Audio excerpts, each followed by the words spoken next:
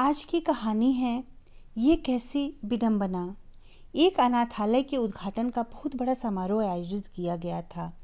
उद्घाटन के लिए अविनाश को बुलाया गया था, जो कि बहुत बड़े समाज सेवक थे। समारोह में सभी नामी गिरामी लोग आए थे, जिन्होंने अनाथालय के लिए अच्छा डोनेशन किया हुआ था। थोड़ी देर में कार्यक्रम समाप्त हुआ, सभी लोग बाहर निकलने लगे। अविनाश जैसे ही बाहर निकला कि सामने कुछ लोग की भीड़ दिखाई दी, इसलिए वो भीड़ की तरफ आगे बढ़ गया। पूछने पर पता चला कि कोई बूढ़ी औरत यहाँ पर बेहोश हो गई है। फिर अविनाश थोड़ा गुस्सा होते हुए बोला, भीड़ क्यों लगा रखा है, उसे अस्पताल ले चलो। फिर उसने अपने ड्राइवर को कार ले आने के लिए बोला और ड्राइवर तुरंत कार लेकर आया और कुछ लोगों की मदद से उस औरत को अपनी कार में बैठा ही रहा था कि वहीं बगल के स्कूल का चपरासी भी आ गया। थोड़ी देर में वो अस्पताल पहुंच गए। उस बूढ़ी औरत को कार से निकालने के लिए जैसे ही अविनाश आगे बढ़ा तो उस बूढ़ी औरत के चेहरे पर नजर पड़ते ही चौंक गया। उसके मुंह से चीख निकलते निकलते रह गई, लेकिन उसने अपने आप पर नियंत्रण कर लिया। आंखें मानो पथरा सी गईं। उसका दिमाग कुछ भी सोचने समझने की हालत में नहीं था। ये यहाँ पर कैसे आ गईं? चपरासी अविनाश की तरफ ध्यान दिए बिना हॉस्पिटल के अंदर से स्ट्रेचर ले आया। ड्राइवर की मदद से उस बूढ़ी औरत को उस पर लिटाया और फिर अविनाश भी उस स्ट्रेचर के साथ साथ चलने लगा। तभी चपरासी ने पीछे पलटकर देखा तो बोला, सर जी, आपने बहुत उपकार किया है। आप चाहें तो अपने घर जा सकते हैं। मैंने अपने बड़े सर को फ़ोन करके बता दिया है, वो भी बहुत दयालु हैं, आते ही होंगे। और तभी उसने कहा, वो देखिए सर जी आ गए। लेकिन अविनाश जैसे कुछ सुन ही नहीं रहा था। इमरजेंसी वार्ड में डॉक्टर उस बूढ़ी औरत को देखने लगे। डॉक्टर ने पूछा, इनके साथ कौन आया है? चपरासी ने आगे बढ़कर कहा, यह तो हमारे स्कूल के बाहर बेहोश मिली थी। पानी के छींटे मारने से थोड़ा होश आया, लेकिन यह नहीं बता पाई कि यह कौन है, कहाँ से आई हैं। डॉक्टर के कहने पर नर्स ने इंजेक्शन लगाया।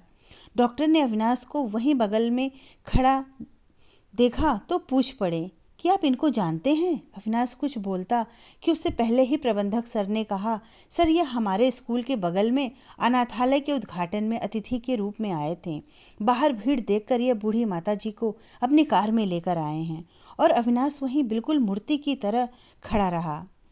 बोलना चाहते हुए भी कुछ बोल नहीं पा रहा था, और बोलता भी तो किस मुंह से कि यह जो सड़क पर बेहोश औरत पड़ी थी, वह उसको जन्म देने वाली, पाल पोस कर इतना बड़ा आदमी बनाने वाली कोई और नहीं बल्कि उसकी माँ है। उस माँ को इस दशा का दोषी वह खुद है। तभी नर्स आकर बोली कि माताजी को होश आ गया है। डॉक्टर ने कहा, हाई ब्लड प्रेशर के कारण वो बेहोश हो गई होंगी।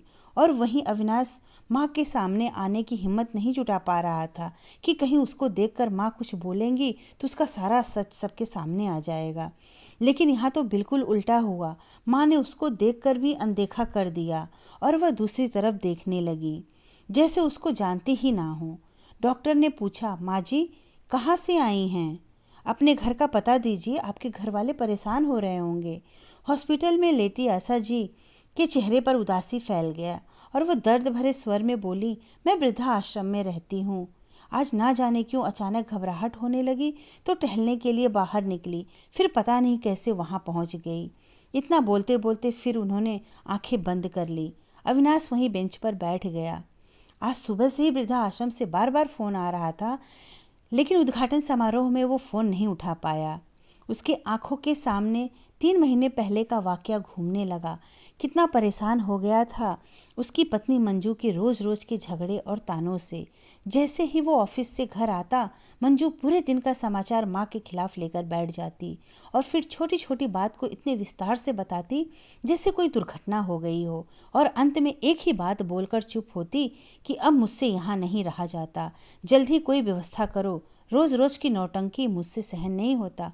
फिर वो सोचने लगा कि माँ ने ऐसा क्या कर दिया होगा।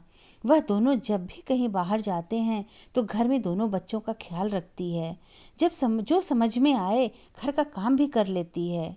एक ही बात समझ में आती थी कि कभी कभी मंजू की गलती पर या यूं ही उसको समझाने वाले लहजे में बोल देती थी, शायद यही उसको बुरा लगता। वैसे भी अब माँ पहले से कितनी चुप हो गई थी। बहुत सोचने के बाद एक दिन अविनाश माँ के कमरे में आया तो उसकी माँ उठकर बैठ गई और समझ गई कि अविनाश को कोई ज़रूरी बात करनी है। उन्होंने पूछा, क्या हुआ बेटा? अविनाश उनको देखने लगा, कुछ कहना चाहता था लेकिन आवाज़ नहीं निकाल पा रहा था। आंखें भी भर आई थीं और फिर बोला, माँ, जन्म से लेकर आज तक आपने मेरा साथ दिया है, आज फिर मैं आपसे कुछ चाहता हूँ। और माँ बड़े आश्चर्य से अविनाश की तरफ देखने लगी। अविनाश ने माँ का हाथ अपने हाथों में ले लिया और फिर बोला, मैं आपका बहुत बुरा बेटा हूँ। माँ फिर बोली, क्यों, क्या हुआ, बुरा क्यों? जो भी है साफ साफ बोलो। फिर अविनाश ने माँ के दोनों हाथों को अपने हाथ में लेते हुए कहा, मैं मंजू को नहीं समझा पा रहा हूँ। रोज कोई ना कोई बात लेकर बैठ जाती है, लेकिन जब भी मैं उसको समझाने की कोशिश करता हूँ तो वह गुस्सा करने लगती है। अभी बात पूरी भी नहीं हुई थी कि माँ बीच में ही बोली, इसमें इतना परेशान होने की क्या बात है? माँ, मैं रोज रोज आपके खिलाफ नहीं सुन सकता और मैं उसको भी कुछ नहीं बोल पा रहा हूँ। घर में ऐसी बातों से दोनों बच्चों पर बहुत गलत असर हो रहा है, इसीलिए मैं आपसे एक प्रार्थना कर रहा हूँ। इतना कहते कहते हुए अविनाश नीचे ज़मीन पर बैठ गया और बोला, माँ, तुम वृद्धाश्रम चलोगी? इतना कहने के बाद वह रोने लगा। इतना सुनकर माँ को लगा कि सिर पर कोई हथौड़ा दे मारा हो। कुछ ही पल में उनकी आंखों से आंसुओं की धारा बहने लगी। फिर खुद को संभालते हुए बेटे से बोली, बेटा, तुम क्यों रो रहे हो? चलो, कहाँ चलना है? इतना कहते ही उठ गई। कोई बात विवाद नहीं, कुछ साड़ियाँ, 2-3 किताब और अपने पति की तस्वीर एक छोटे से बैग में रख लिया। अविनाश को माँ के इस तरह के व्यवहार की बिल्कुल उम्मीद नहीं थी।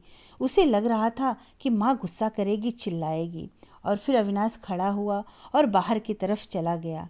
आशा जी की आंखों में आंसू थे और मन में तकलीफ हो रही थी, लेकिन सारे दर्द को मन में दबाकर कमरे से बाहर आईं। दोनों पोते और पोती दौड़ते हुए उनके पास आए। दादी, कहाँ जा रही हो? हम भी आपके साथ चलना है।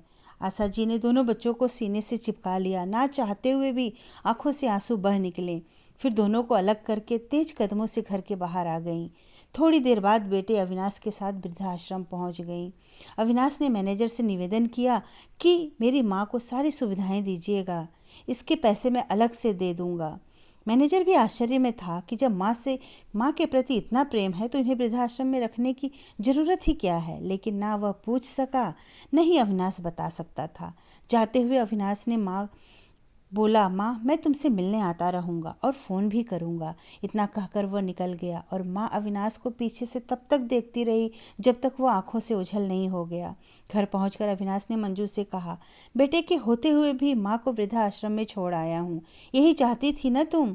तभी चपरासी की आवाज़ से अविनाश अपनी सोच से बाहर निकला। आंखों से आंसू पोंछे और वो माँ के रूम की तरफ बढ़ गया। माँ के पास गया और उनसे लिपट गया। पास में खड़े डॉक्टर, चपरासी, सब लोग आश्चर्य से देखने लगे। डॉक्टर ने पूछा, क्या हुआ सर? अविनाश ने कहा, यह मेरी माँ है और मैं इनका खुदगर्ज बेटा हूँ। अविनाश फिर अपनी माँ से बोला, हो सके तो मुझे माफ़ कर दो माँ, अब मैं आपको लिए बिना घर नहीं जाऊँगा। अब आपको अपने घर चलना ही पड़ेगा। मुझे सिर्फ एक मौका दो, मैं आपका अच्छा बेटा बनकर दिखाऊंगा। और इतना सुनकर माँ ने बेटे को गले से लगा लिया। धन्यवाद दोस्तों, मेरी कहानी अच्छी लगी तो सब्सक्राइब ज़रूर करिएगा।